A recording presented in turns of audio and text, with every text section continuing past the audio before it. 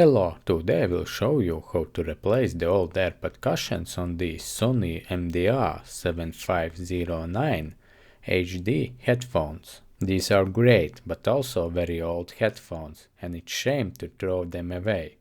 Instead, buy replacement AirPods, and you can restore these headphones. To remove the old AirPods, simply pull them off the headphone housing. The pods are held in place with the help of this groove.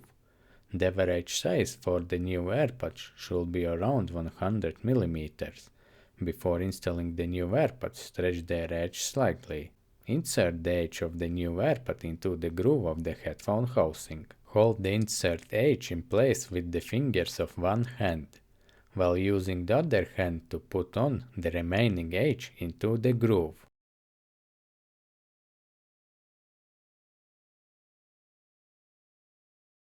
Finally, rotate the AirPods so that the side letter is correctly set.